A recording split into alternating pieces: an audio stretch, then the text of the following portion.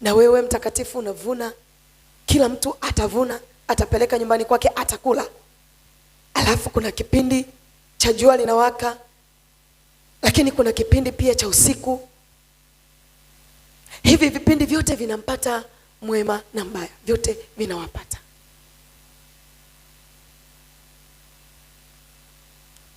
Hii ya kawaida ni ile tu mtu anapewa, hakustahili kuamka, ameamka, basi amepewa hiyo neema. Ni ya kawaida ambayo kila mtu anayo. Na ukisoma katika Injili ya Mathayo sura ya 5 mstari wa 45, anazungumza kwamba Mungu anawapa neema ya jua, anawaangazia jua wema na wabaya. Anawaangazia. Sio kwamba wabaya watakaa gizani, no, watapewa mwangaza wa jua kama wewe unavyopewa. Atafanikiwa kama wewe unavyofanikiwa kwa mambo mengine ya kawaida, maisha ya kila siku.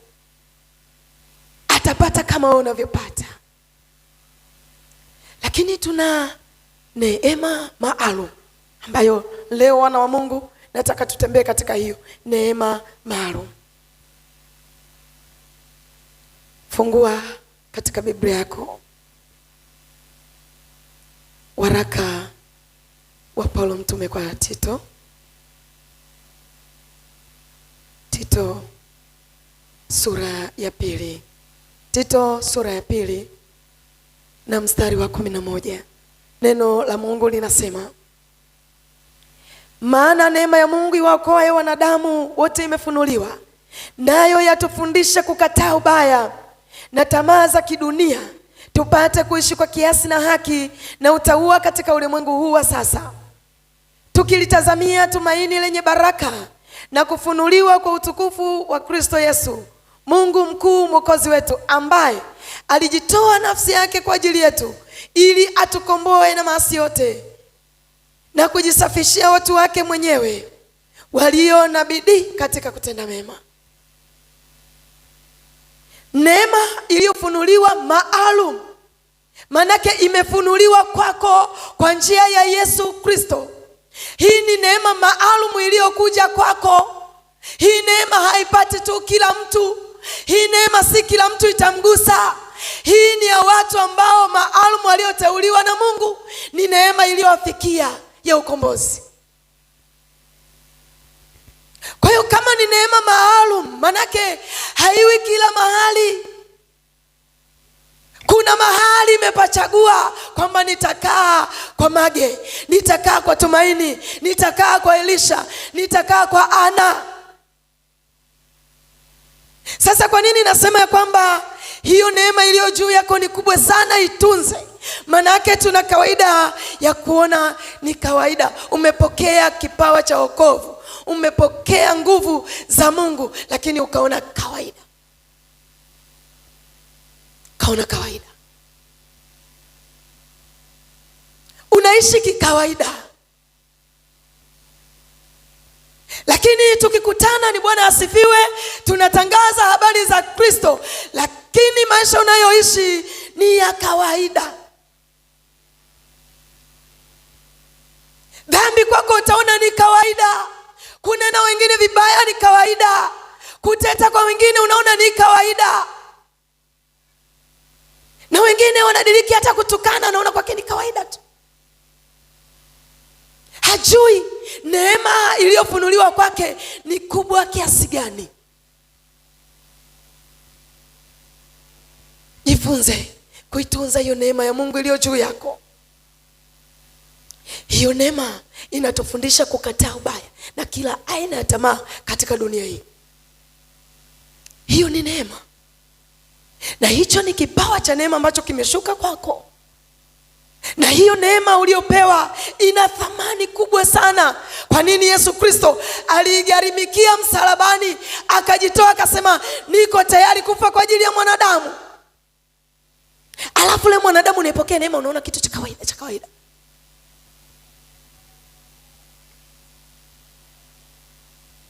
Na tunaposema ya kwamba ikuvushe katika wakati mgumu, maana kuna wakati utapitia, utahitaji neema ya Mungu ikuvushe.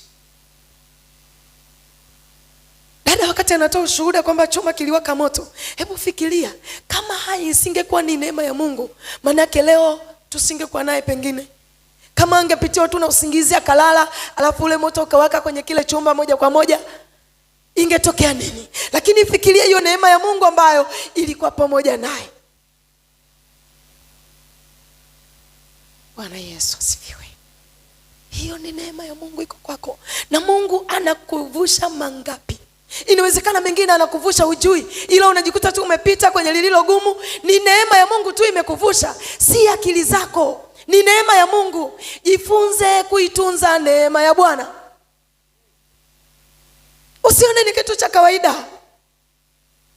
Usiishi kikawaida, mwana wa Mungu. Neema ya Mungu iliyofunuliwa kwetu ni kubwa. Huu ni ufunuo maalum, sio ufunuo wa kawaida. Haupo katika ufunuo wa kawaida. Manake ungekuwa kwenye ufunuo wa kawaida ungekuwa nje huko. Kwa nini uko kwenye madhabahu hii? Manake umepata ufunuo maalum ambao Yesu Kristo ameufunua kwako. Usiishi kikawaida. Ishi katika neema ya Kristo ambayo ameifunua kwenye maisha yako. Na hiyo neema itakuvusha wewe na itawavusha watu wengine kwa ajili yako. Kwa nini? Wewe umepata kibali. Na kama umepata kibali, Mungu anakutumia wewe ili uwavushe na wengine. Fikiria kama Musa alivyopata kibali, Mungu akamtumia kuwatoa wana wa Israeli katika nchi ya Misri. Anaondoka nao, anapokea maelekezo kutoka kwa Mungu. Wanafika bahari ya Shamu, Mungu anamwambia rudi nyuma, piga kambi. Akapiga kambi nyuma. Wanapoendelea kukaa pale, wanaona jeshi la Farao linawafuatia. Linapowafuatia, wana wa Israeli wanalia, wanasema Musa, umetuleta hapa ili tufe. Fikiria, mbele hakuna njia, ni bahari, hakuna matumaini. Lakini nyuma walikotoka kuna majeshi ya Kimisri yanawafuatia. Halikuwa jeshi moja, halikuwa jeshi la anga tu, halikuwa jeshi la ardhi, halikuwa jeshi la wananchi, yalikuwa ni majeshi yote ya Misri. Wapanda farasi, wapanda magari, watembea kwa miguu, majeshi yalikuwa yanawafuatia wana wa Israeli. Na lengo lilikuwa ni kuangamiza. Lakini kwa sababu kulikuwa na neema juu ya Musa, na Musa amepokea maelekezo, anamwambia usiogope, maana hao wa Misri, hayo majeshi unayoyaona yanakufuatia, hautayaona tena milele. Kwa nini? Ni neema ilikuwa juu yake. Na ndivyo ilivyo katika kanisa la Kristo. Hiyo neema ambayo tumefunuliwa iko juu yetu. Haijalishi ya kwamba kuna majeshi yanayotufuatia, kuna wafalme waliojipanga kwa ajili yetu. Yuko Bwana wa majeshi anayetupa kushinda zaidi ya kushinda. Hiyo neema iko juu yetu. Usiishi kiasara. Ishi kama mwana wa ufalme uliyekusudiwa ufalme na Baba. Manake nini? Mungu amewekeza ndani yako. Na kama amewekeza, manake ni hiyo neema iko kwako, itumie ili baadaye kuvushe.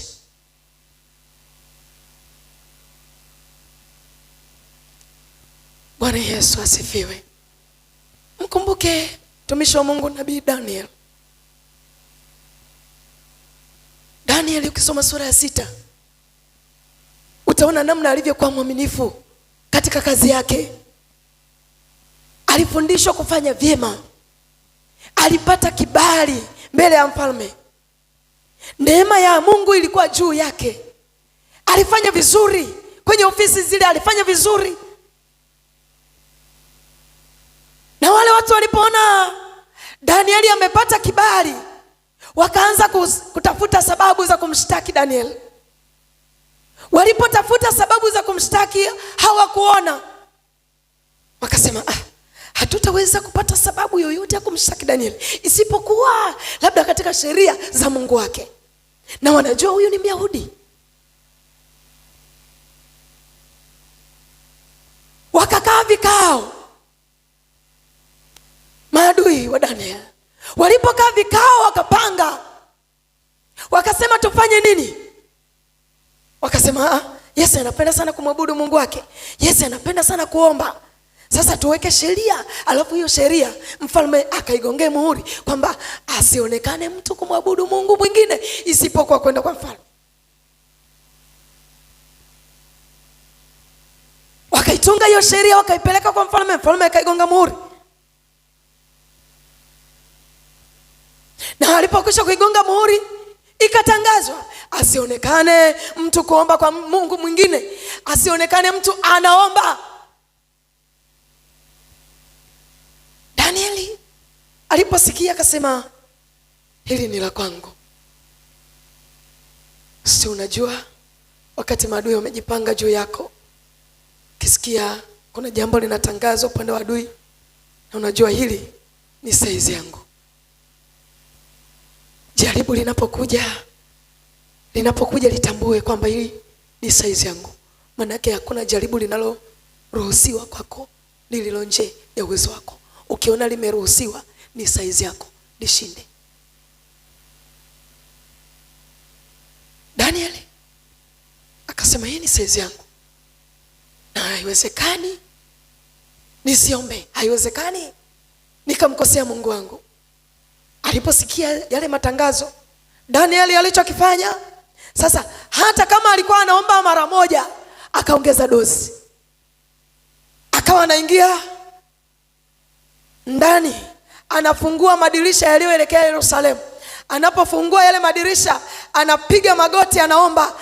Anasema Danieli alipiga magoti kutoa mara 3. Manake ameongeza dozi ili kuendelea kuwakera maadui.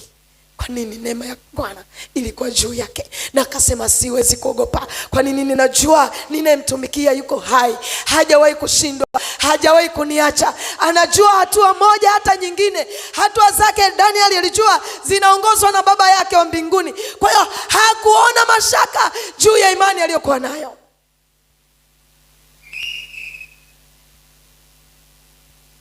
Danieli anashtakiwa, ameenda kuomba, anaendelea kushtakiwa. Kuna simba walioandaliwa, hawajala siku 7 wako ndani ya shimo. Danieli anakamatwa, anambia akatupwe katika lile shimo la simba, manake aliwe. Ni jambo lisilowezekana kwa mwanadamu. Simba mwenye njaa, na hata kama tu ametoka kula mzoga, akikutana na wewe jipange. Simba mmoja tu unakutana naye uso kwa uso namna hii, hata kama ametoka kula nyama zake, atakutamani tu akumalize. Lakini fikiria, huyu amewekwa na njaa, hajala, alafu Danieli anadumbukizwa kwenye lile shimo. Anaingia kwenye lile shimo, anashangaa maajabu ya Bwana. Sema maajabu ya Bwana. Danieli alishangaa, aliona malaika wakiwafunga makano wale simba, na anakaa nao usiku kucha, yuko na wale simba ndani, simba wenye njaa. Itunze neema ya Mungu iliyo ndani yako, ikuvushe nyakati zako za shida. Danieli amelala mpaka asubuhi.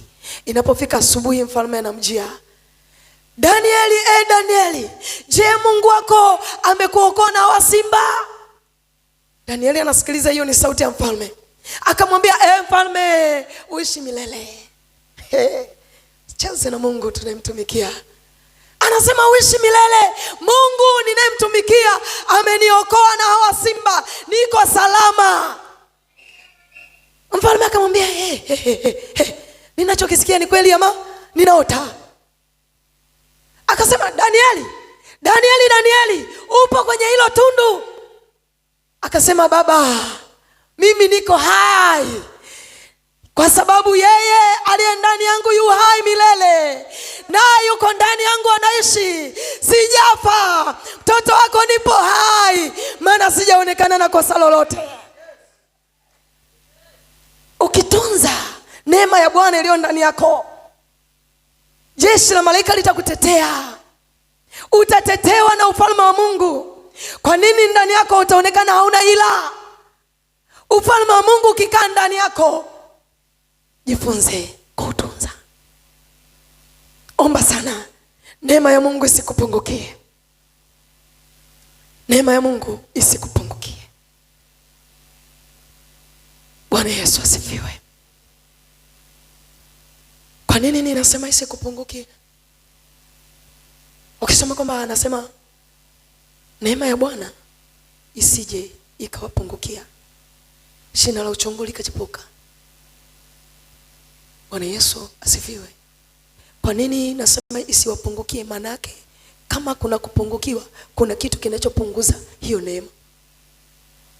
Hapo ndipo tunatakiwa kuangalia sana, wana wa Mungu. Kama kanisa la Kristo tuna safari ya kwenda mbinguni kwa Baba. Omba sana neema ya Kristo isikupungukie, na shina la uchungu likachipuka. Kitu gani kinapunguza neema ya Bwana ndani yako? Kitu gani kinapunguza neema ya Mungu kwako? Kitu gani kinaondoa neema ya Mungu? Maana kuna wakati inapungua, lakini kuna wakati inaweza kaisha kabisa usipokuwa makini. Kinachoondoa neema ya Bwana, kinachopunguza neema ya Bwana ni dhambi. Kwa mteule wa Mungu uliyeitwa mtakatifu wa Bwana, ukishaingia kwenye dhambi, manake kuna neema inapunguzwa juu yako. Kiwango cha neema kinapungua, na kama kinapungua usiporudi kutubu, kitaendelea kupungua, baadaye kinaisha, unabaki kama ulivyo, kama Samsoni alivyonyolewa. Na akasema nitatoka niende kama siku zote, kama nilivyozoea. Kumbe hakujua nguvu za Mungu zimemuondoka.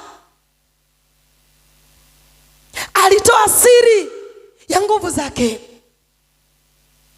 Kutoa siri manake unaondoka katika utakatifu, unatumika kwenye dhambi. Ukitumika kwenye dhambi manake umetoa siri kwa adui.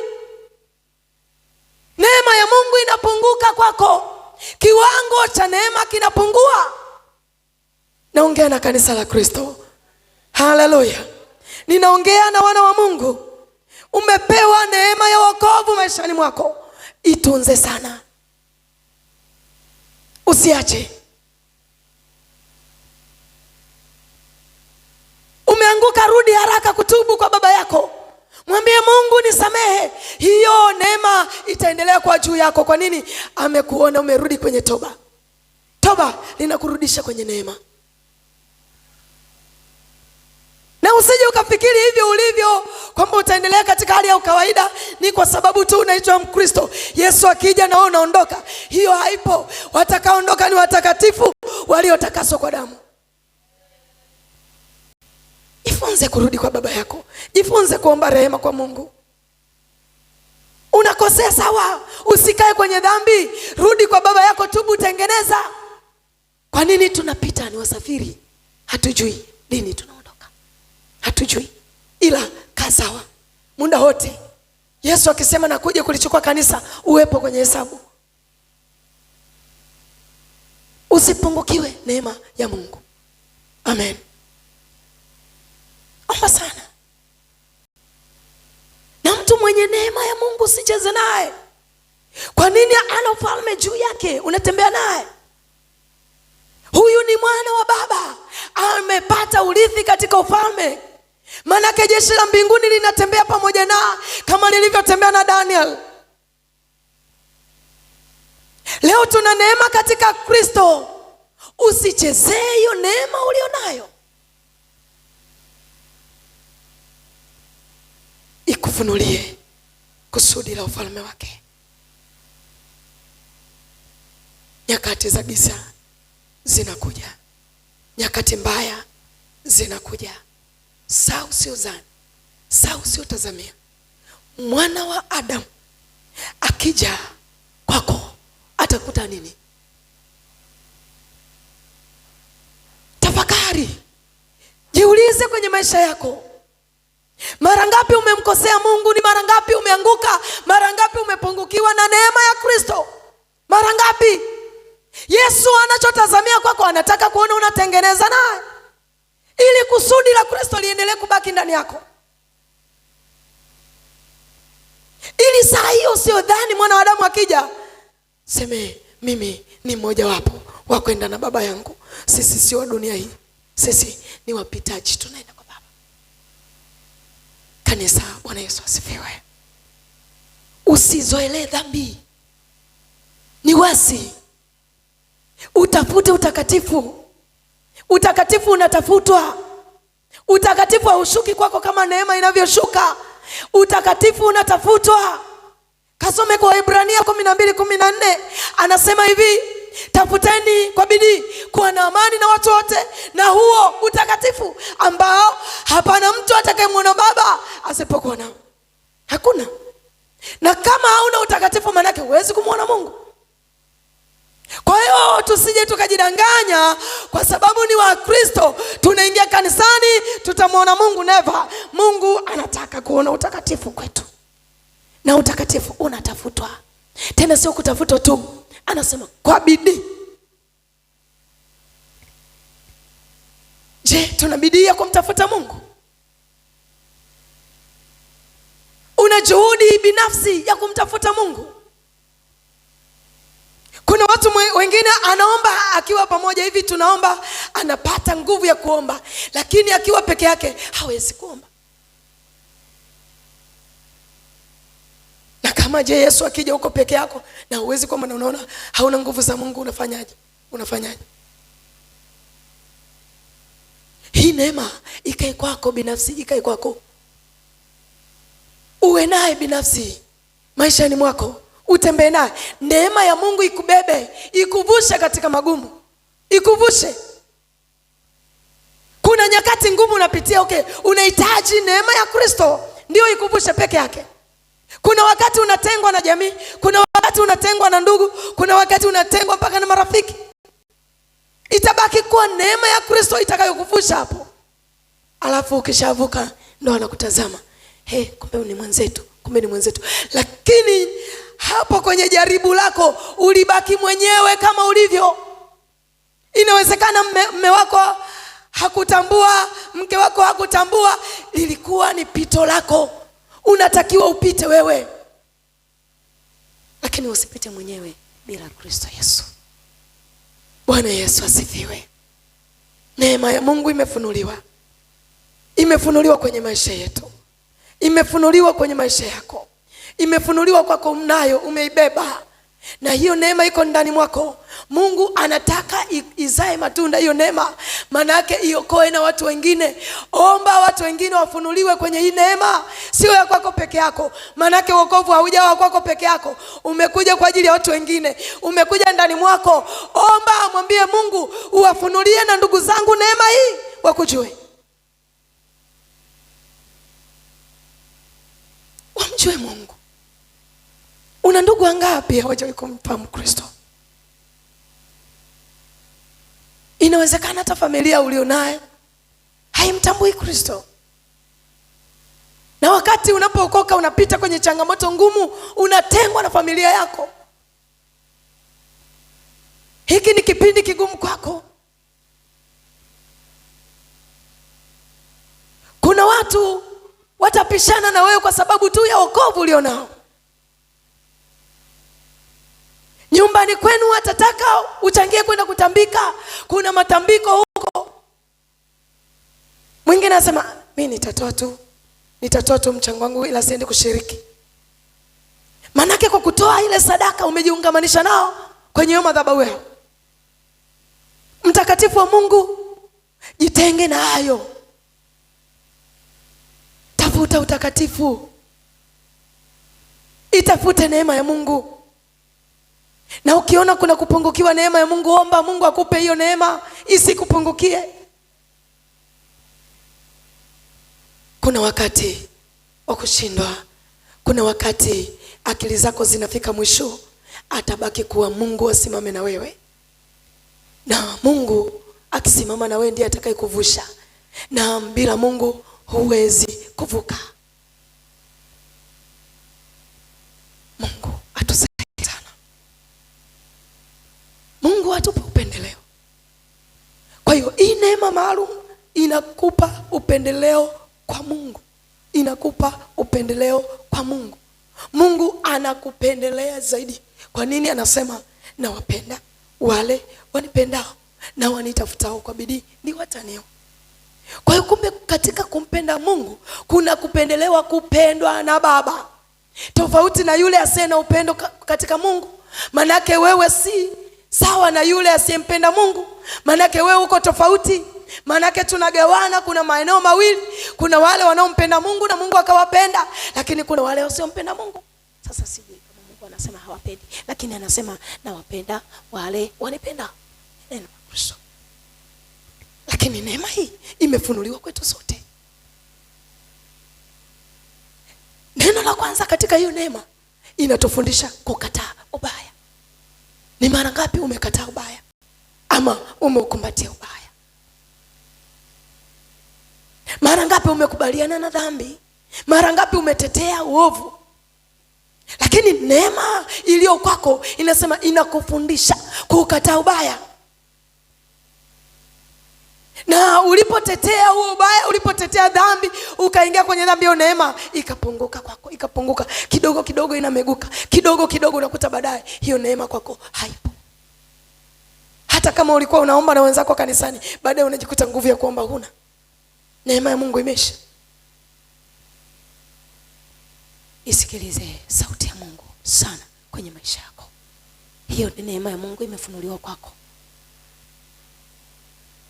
Mungu atusaidie sana. Tunza sana hiyo neema. Na kama hauna hiyo neema, itafute kwa bidii ili uwe nayo, uipate. Kwa nini? Tuna maisha yanayopita. Jifunze sana kuitafuta neema ya Mungu. Simama kwa miguu yako.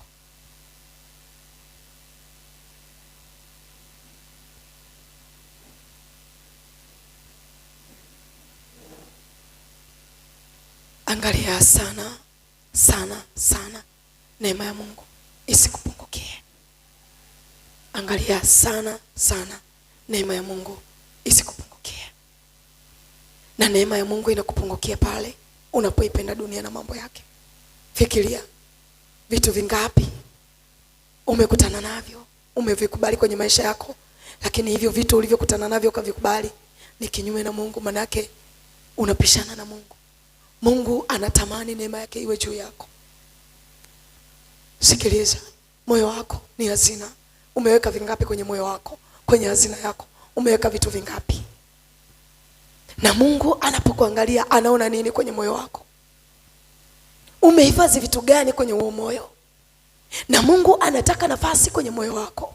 Anataka hiyo neema ikae kwako, utembee nayo. Kusudi la Mungu lijengwe kwenye maisha yako. Hiyo ni tamaa ya Mungu kwako. Mara ngapi Mungu amekusemesha? Hiyo ni neema ambayo imeonekana juu yako. Mara ngapi Mungu amesema na wewe juu ya maisha yako? Na wakati mwingine umeingia kufanya dhambi, Mungu anakuambia acha mwanangu usifanye, ila tu kwa ajili ya ukaidi wa moyo ukaenda kufanya. Neema ya Mungu ikaondoka. Mungu haachi kukusemesha kwa jambo lolote lile unalolifanya. Mungu anakusemesha. Anakuambia acha. Kuna sauti inakwambia acha usifanye. Ila kuna sauti nyingine inakwambia fanya. Hakuna chochote kitakachotokea. Na ukisikiliza hiyo sauti ya adui inakwambia kafanye, hakuna kinachotokea.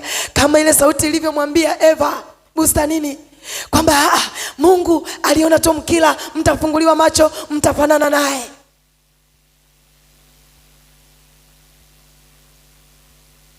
Tumeshindwa kuitii sauti ya Mungu, tukaisikiliza sauti ya adui, tukaingia kwenye dhambi, tukaingia kwenye uasi. Neema ya Mungu ikaondoka, tukaondolewa kwenye ile nafasi ambayo Mungu alituweka. Mungu amekuweka kwenye nafasi gani? Jitafute, ni wapi ambako Mungu alikuweka? Je, upo kwenye nafasi? Mungu amekupa hiyo zawadi. Jiangalie, ni kweli bado unayo hiyo zawadi ama umegawa kwa adui? Mtakatifu akusaidie, maana ni kanisa ambalo Mungu analikusudia. Ana mapenzi mema na kanisa, ila kanisa halina mpango na Mungu. Tunamwabudu sawa, lakini hatuna mpango na Baba, hatuna mpango na Mungu. Ili ujue tuna mpango na Mungu, kaangalia maisha yetu ya kawaida, kaangalia maisha yetu ya nyumbani, angalia maisha yako ya kazini kwako. Ni nani unayemtanguliza? Tunamwabudu lakini mpango wa kumfuata hatuna. Neema ya Mungu imetupungukia. Tumeshindwa kuwa na ujasiri mbele za Baba. Umeshindwa kuwa na ujasiri mbele za watu wengine kwa shuhudia habari za Kristo. Je, ni makusudi ya Mungu ishi kama unavyoishi? Neema ya Mungu imefunuliwa kwetu, nayo inatuonya kukataa ubaya wa kila aina. Kwa hiyo nasema mtu akipenda dunia, kumpenda Baba hakupo ndani yake. Ukikubali kuipenda dunia na mambo yake, kumpenda Mungu hakupo ndani yake. Na huko ndiko kuna kuondoa neema ya Mungu iondoke maishani kwetu.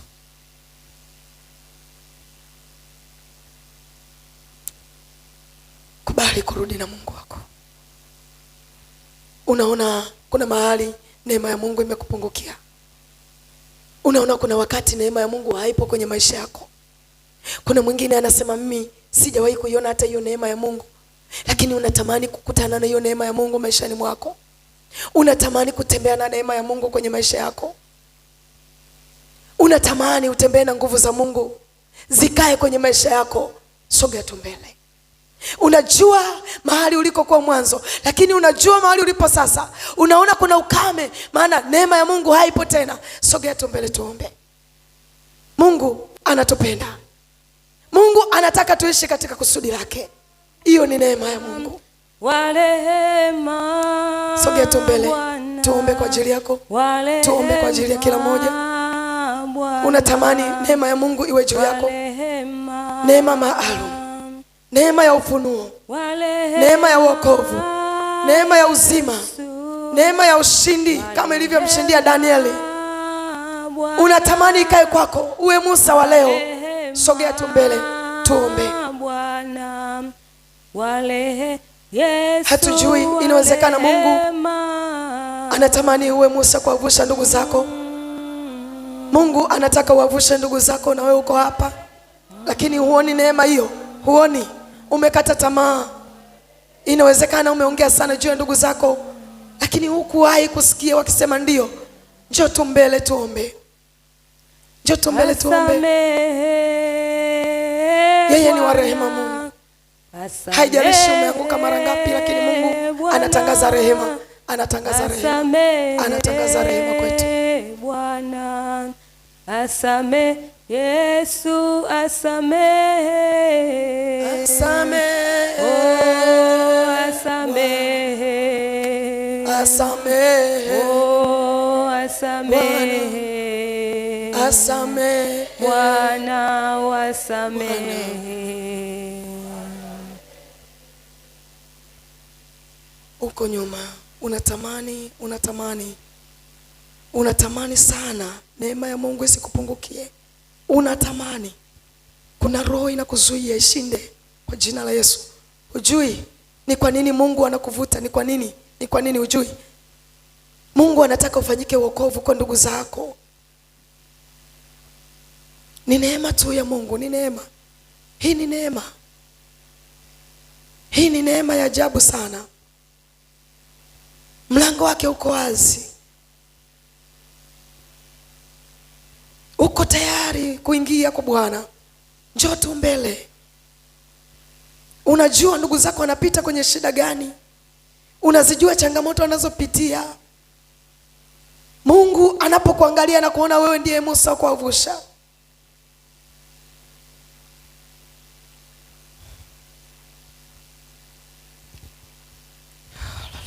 Bwana anaita, anaita, anaita, mwanangu njoo. Bwana anaita, anaita. anaita, anaita mwanangu. O Bwana akuita kwa upendo, anaita mwanangu njoo. Bwana anaita, anaita, anaita mwana.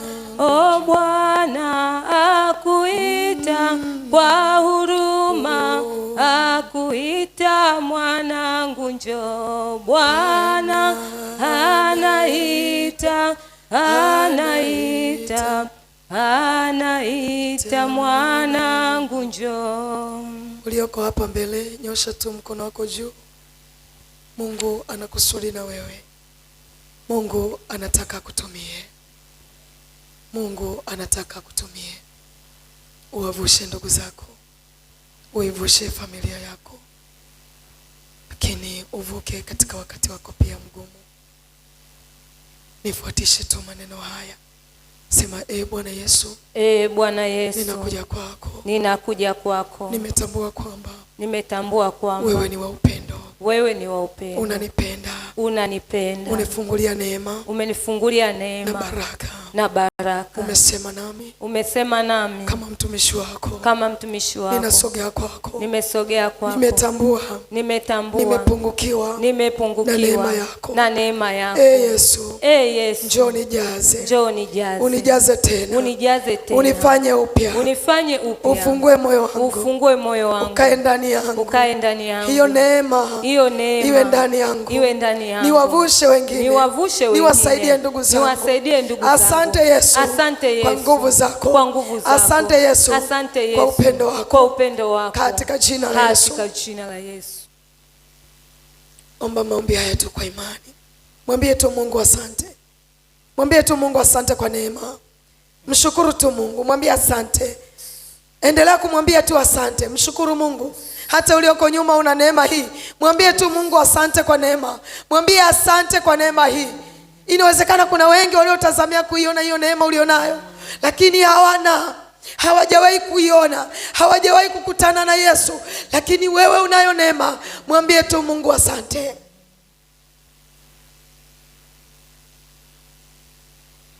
Ninalitukuza jina lako Baba yangu. Asante Roho Mtakatifu. Asante kwa kibali na neema. Asante kwa ufunuo wako kwa watoto wako Mungu. Ninarudisha utukufu kwako. Heshima ni zako, mamlaka ni ya kwako. Wewe ni Mungu unayejifunua kwa watoto wako. Jifunue Bwana juu ya watoto wako hawa. Ninawasogeza kwenye madhabahu yako. Yesu Kristo, nenda ukajifunue. Nenda ukajifunue kwao. Jifunue Bwana katika wakati wao mgumu unaopita. Jifunue Bwana wanapokuhitaji. Yesu Kristo, ukafanyike msaada kwao. Heshima ni zako, utukufu ni wako. Majina yao yakaandikwe katika kitabu cha ufalme wa mbinguni. Roho Mtakatifu, ukawape neema. Ukawafungulie mlango wa baraka na nguvu. Nguvu zako zisipunguke juu yao. Ukawajalie baraka zako. Ukawajalie kufanikiwa kwao. Kama ulivyomfanikisha Danieli, akashinda, akasimama kwa ushindi. Jina lako likatukuzwa. Mungu, jina lako likatukuzwe kwao. Mbele ya adui zao, jina lako likatukuzwe. Katika jina la Yesu Kristo tumeomba na kushukuru. Amen. Shangilie Bwana Yesu kwa makofi mazuri. Mshangilie Mungu wetu. Ongeza